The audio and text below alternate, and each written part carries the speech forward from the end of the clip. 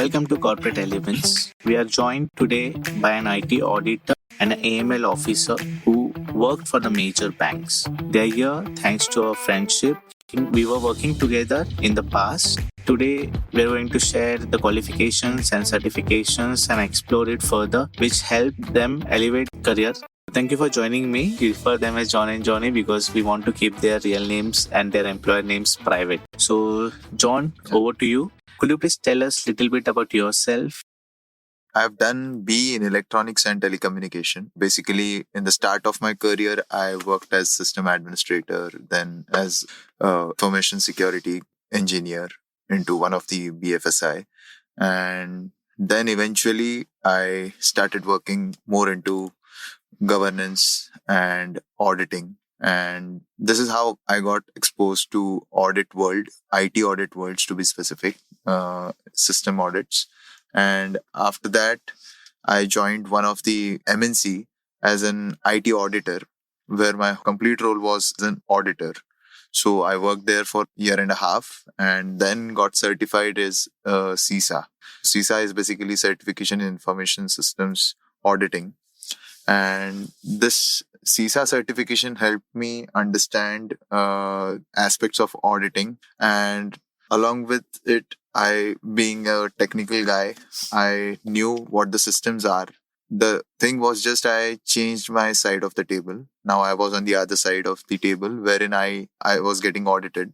And I was previously I was an auditee. Now I'm the auditor.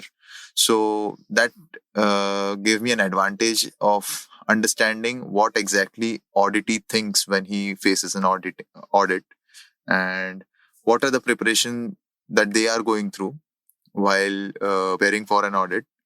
And like, for example, if we ask for any configurations or anything, so we know how they trick us or they try to trick us rather, knowing where exactly we can see the configurations. So being a guy from the IT technical background helped me in my audit phase. That sounds really exciting, John. And we are going to deep dive into it much further. I have few questions ready for you, and I'm sure that it's going to help our listeners. It will help them to understand it much better through you, and maybe if they want to pursue the career in the IT audit, they can take it forward. Right. But what do you think kind of experience and skills are like valued by the employers? Say, for example, if I'm a fresher and if I'm joining, so what do you think are the skills and experience? Experience I may not have because I'm a fresher, but what do you think about skills and values? Dealing with freshers, like you said, these guys don't have, and it's not their problem. Again, we'll have to point out to the education system that's there right now, and it has been there for ages with the same portion. Just for the sake of changing the portion, they just put something ahead and something behind. That's it. But they don't change the content. I still remember when we were into engineering and we were studying TV. The TV that we worked on was the old TV, black and white TV. That I used that TV when I was 5 years old. Correct. I have a very little memory of that, but I was repairing that TV. I was understanding how to repair that TV. Correct. And at home, I had a LED. So I don't understand how a person getting graduated, becoming an engineer and just have a knowledge about the old TV. Correct. And nothing to understand about the LEDs or LCDs. We were having sections of LEDs and LCDs that was theoretical. How LEDs are built, what is the material that is used. We didn't have the hands-on skills to wear an LED or to manufacture an LED. On the contrary, if we go for some developed countries like US or anywhere, these guys are focused on skills. They want to make people ready for industry ready, skill ready. And like you said, the freshers which are just getting graduated and coming to work, they don't know. It is a different world for them altogether. And if I ask a fresher to tell me about the system things that you would look into a system whenever it comes in front of you, he won't be able to answer it. But if I ask him some theoretical question related to his syllabus, only that much he will be able to answer. So that's the reason why the market is so hyped about courses. And people are getting into fancy courses, whatever they claim that so and so course will make you industry available. So out of 10 options that are there in the market, only 2 are genuine. And those 2 genuine options are not always accessible to all people. Yeah. So now to get out of this, first of all, I think the education policy and everything need to be changed, and that would take a long time. Yeah. But what I would suggest is whenever we get such a fresher who is not having that kind of knowledge, we need to understand that it's not his problem. Correct. And we have to deal with it in that way. We need to groom him. We need to make him understand what's required for him to sustain in the industry and then to boom. Correct. And eventually then and that's what I feel in technical thing. It's a big problem that technology is getting upgraded every 5 years. Correct. Correct. And our syllabus is never upgrading. Like it is same, little bit here and there, but the syllabus is same. They are not getting hands-on experience. So whenever they are out of college, they are into training itself for first 2 years, I Yes. think. Yes. In technical, there are some courses, but they are very much what we say costly for people to get access to. We then ask a question why people go for MS and everything, because Correct. those education systems are updated and they are as per the requirement of the industry. So coming back to CISA certification, then John, you have done this recently. So maybe, you can tell us that what strategies that help you most in preparing for the certification. And do you have any tips for anyone preparing for these exams? The reason I'm asking is that you are aware, even I tried and attempted to pursue the certification last year. In fact, I joined one of the association who was giving knowledge and training, but their teachings were not too much in depth, and the strategies and the tools they provided were not as per the standards of the association of CISA what was required. And unfortunately, I failed. And you cleared it in your attempt. So maybe you can tell us about same. Okay, coming to CISA, for any person who is in a plan to pursue this certification, first of all, you should have an understanding of auditing. And I don't mean to say that only IT auditing. Even if you have an understanding of FinOps audits, you should know what audit is, what risk compliance is, what governance is. And then if you have interest into IT systems audit, then you can pursue this certification. Suppose you have interest into it. So primarily, I would suggest that you have an experience of at least 2 years into audits or audit related things. So in my case, I had an experience of 1 year into audits and 3 years into information security.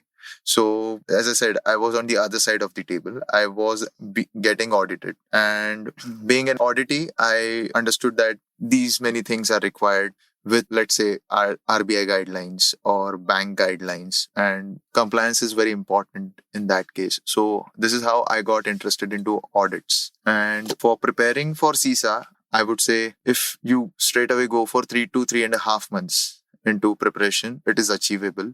And the very good thing about CISA is it is just a one paper. In total, I guess it's a 800 mark question set, and out of which you need 450 to clear it. And there are 5 modules. And the main challenge over here is training. As you said that you attended one training, which was a third party. Yeah.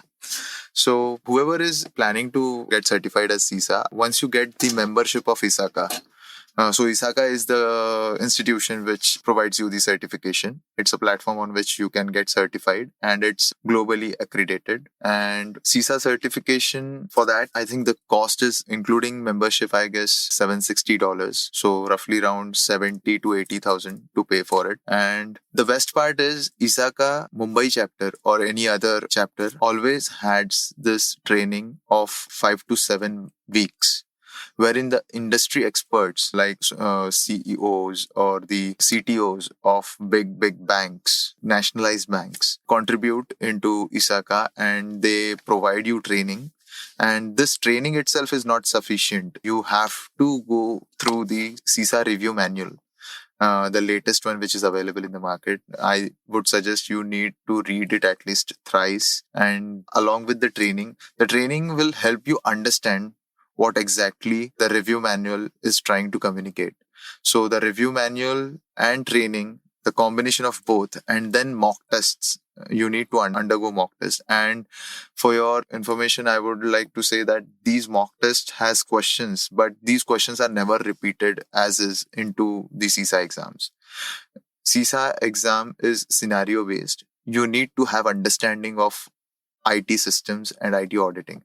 By IT systems, please don't take it that you need to be technically sound about IT systems, but you need to understand what the terms are. What do you mean by those things? And once you understand that and you have a thorough knowledge about that review manual, you have gone through it 3 to 4 times, then it's the best time to attempt it. So this mock test, what you can do is after having this training and review manual thing, you can go through the mock test. Once you score above 80 for continuous 3 times, then you can go for the exam. So this is what I did, and I was working at that point of time. So if I say I studied for 3 months, so weekdays it was somewhere around 2 to 2.5 hours after coming back to home from office, and on the weekends it was 4.5 hours. So that's what it required, and I think you should attempt it second time. I am sure that I'm thinking about it. Yeah. yeah, because I have seen very less people who have not cleared it in second attempt. So it is. Yeah. I think I know what mistake I did, and thank you for the tips. And I know I'm still in touch with you for that, and I'm planning to revisit my thoughts with regards to examination. I'm referring to a lot of posts on LinkedIn. There have been a surge in the demand of IT auditor, especially if I speak percentage wise. Every day I see that respective company or industry has increased the requirement of IT auditors by 10%, 15%. Sometimes it has gone up to 25 and 30% also. Having said that, I know that the regulators, especially on the banking side, are imposing strict regulations on conducting the IT audit. So, what do you think about the demand? Are you seeing, for these professionals with the certificate at the national and the international level and industry wise, if we may speak? Because I know that the IT sector is not just limited to banking industry or a fintech industry. So this surge in the demand of CISA certified or any IT audit certified guys is due to ignorance. So earlier, these institutions were not that much interested into a specific internal audit team or audit guys to be there in their company. But after the cyber crimes that have rised and frauds that have taken place and the regulations that have been imposed by RBI, it has become mandatory, close to mandatory for each and every bank related company to have these IT audit people into their team. So this is the main reason I think why there is a surge. So it's not just the IT auditors who are in demand, but I think cybersecurity as a whole is in demand and has a lot of scope. But having said that, it also requires a lot of skills to have this cybersecurity role, because it's responsibility of millions and millions of dollars on your shoulders that you need to be updated. You don't know what new kind of vulnerability or malicious attack that the attackers are planning. So you have to be up to the mark. And what about fines? Like earlier, before recording, we were discussing about the fines imposed by the regulators to the respective industries where they were not complying with the IT regulations, for example, or for the ML regulations. So, can you give us some example in that front? So I just don't want to take name of the bank, but recently, few 2 to 3 weeks ago, one of the major banks faced fines for not maintaining the mandatory compliance with the regulators, and it was somewhere around 5 to 6 crores. So RBI is very much serious about this, and they want these things to be complied. Having said that, I think banks are still lenient about it. That's what the skills are important, that you focus on the right things at the right time. So I think it will be great if one does the certification. I think there's an ample of opportunities in this area. Yeah. Because I know we have a mutual contact working for the pharmaceutical industry, did this certification and joined a fintech firm at a very good pack. So this has been great. This has been a lot of insightful and informative, and it's just great to have you guys, here on the podcast. And I just thank you for doing this. It's been a pleasure. Yes. Pleasure was ours as well. Pleasure was ours as well. And thank you for inviting us. I look forward to have more such podcasts with you. And it was a great time. It was fun. Thank you. Kids.